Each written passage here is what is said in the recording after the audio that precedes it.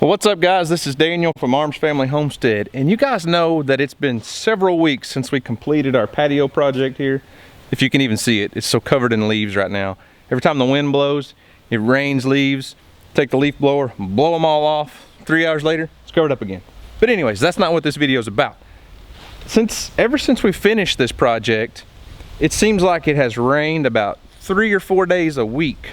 Well, today I finally got a day where it's starting to dry out a little bit, and we haven't been able to finish our dirt work. So the game plan here, you've got the retaining wall.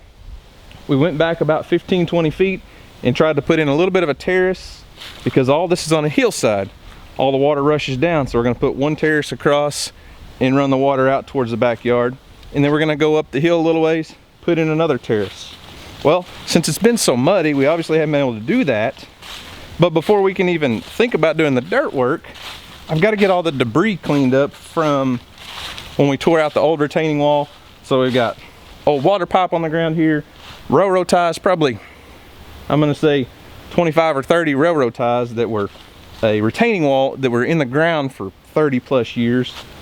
Literally takes about 2 guys just to pick one up. They're so heavy. And then a lot of the concrete footing that was under that retaining wall. Well, here's the problem I'm having. You guys know I've got my John Deere tractor. I thought, man, I'm gonna be real smart because I don't want to bring a pickup truck up here and try to load every one of these railroad ties by hand. So I put my hay forks. I've got a set of hay forks to pick up round bales. They're 2 forks, just kind of like a pallet lift, pallet forks, except they're round. I thought, man, I'll slide those on the ground, pick up those railroad ties, and then just drive them off. That's not working out real well. Let me show you the problem I'm having.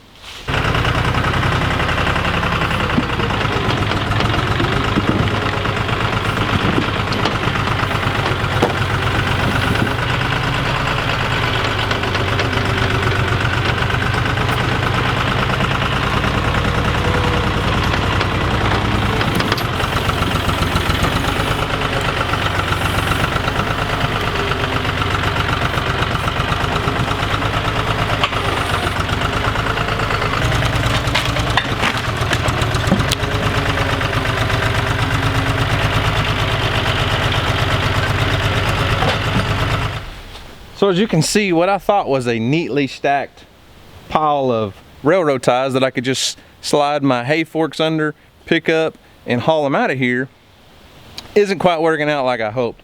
Basically, my forks are too close together, so when I try to pick up, if they're not perfectly balanced right in the center of those railroad ties, they flip either way and just slide off. Now, I could get Weston out here after school one day, and we could pick each individual one up and lay them across the forks on my bucket there, or the forks on my front of my tractor. That's a lot of work, and I'm not kidding. These things have been in the ground for 30 plus years. They are so heavy. I would say well over 200 pounds a piece. So I thought, why not work smarter, not harder? I need a grapple. One thing I've never had on the front of my tractor is a grapple. And I've always wanted one. I watch so many people.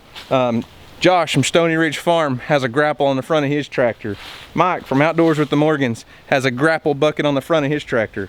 I thought, man, that'd be perfect if I had a grapple. Just come up here, grab a hold of them, and drive off. I don't have one, and I don't want to go spend $3,000 right now on a grapple bucket. So I called my buddy John over at GPRents in Davis, Great Plains, Kubota, and said, hey John, what do you have that has a grapple on the front of it? I need a grapple. He said, man, we can put one on a mini skid steer, we can put one on a skid steer, a tractor. He goes, but I have a little small backhoe. We can put a grapple bucket on the front of that, and I think it'll work perfect. I said, sweet. He goes, man, I can deliver it today. I can bring that thing right to you. So hopefully John will be here in the next hour or so, and we can get this mess cleaned up and use that grapple for a lot of other things while it's here probably. Ooh, check it out, my toy has arrived. I get some work done now.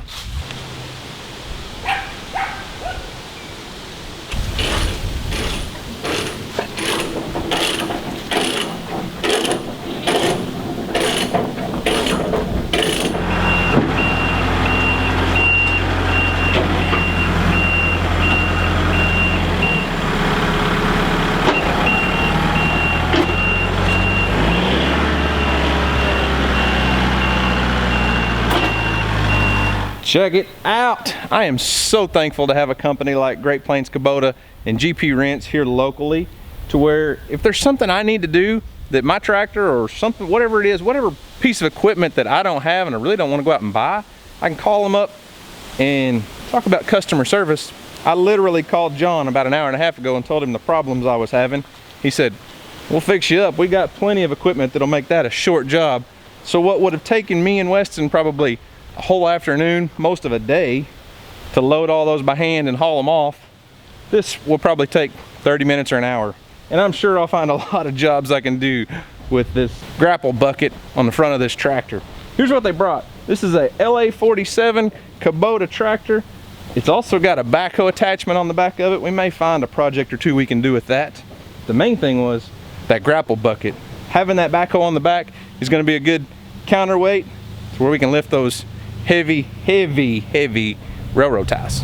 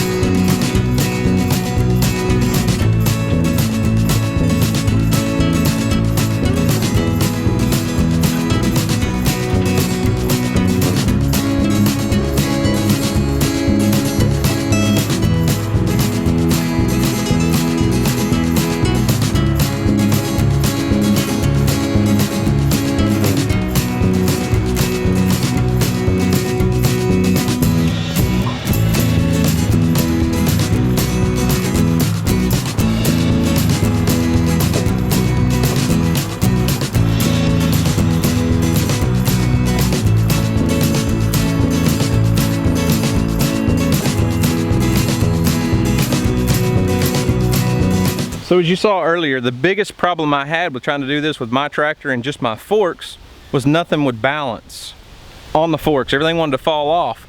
But with this grapple bucket, it's amazing. You just grab a hold of it, clamp down on it, and when it gets a hold of it, you can bounce around, drive all over the place. The railroad ties don't fall off, logs don't fall off, nothing. It just works flawlessly.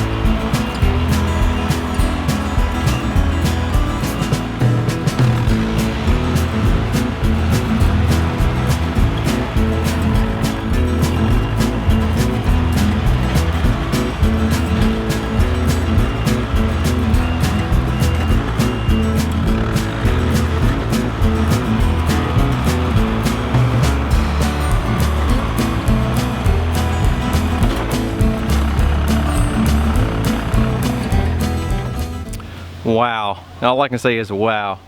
That right there is how you take a hard job that you've been dreading to do, you've been putting off because it was just going to be so much work.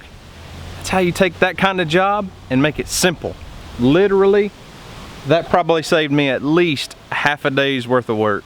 Plus, I was able to get out here by myself, use the grapple on the front of this little LA47 Kubota tractor, and just pick up all those railroad ties, pick up all the old concrete debris, haul it off, get the area cleaned up. Then I used the front teeth on that grapple bucket because it's kind of like a rake, and then just back over the area, clean up any little pieces of rock, level out the ground, and now we're ready for the dirt work process to clean this area up and put up another little terrace to channel that water that flows away from our house. So guys, if you're not familiar with GPRents and Great Plains Kubota, check it out. I got a ladybug crawling up the lens. So if you're not familiar with GPRents and Great Plains Kubota, I'll leave information to them down below. They've got locations all over southern and central Oklahoma. If you're not in Oklahoma, go check out your local Kubota dealership. Chances are there's going to be a Kubota rental place nearby. This stuff is amazing. I'm just blown away at how easy it is to operate this new Kubota equipment. This little tractor here is basically their mini backhoe. So it's a LA47 with a backhoe attachment on the back of it. That can be taken off and used. You can use the regular 3-point hitch, but having that extra weight on the back allows that grapple bucket right there to lift so much weight. This thing has so much more power than I expected, and the tractor is so simple to operate. I've never driven this tractor before. John brought it out and dropped it off today. Get on it. It's just a hydrostatic tractor. It's got one pedal on the floor on the right side and one on the left. Left side's the brake. The right side rocks back and forth. You tilt it backwards to go in reverse, tilt it forwards to go forward. Super, super easy to drive. Something that anyone, any homeowner, any property owner could call them up, have this thing brought to your house, and be out working within a couple hours. There's like almost no learning curve. Get on it, take off, and go to work. So, guys, go check out GPRents, Great Plains Kubota. I really do appreciate them supporting our channel. I love this partnership we've got going on with them because I am super, super happy because I really, really enjoy getting to get out here and play on this equipment. I'm not an expert equipment operator, but it sure is fun to get out here and play on this kind of stuff and cut down the hours of work it would take. So guys, thanks for watching. Hope you enjoyed it. Y'all have a great day, and as always, we'll see you on the next video.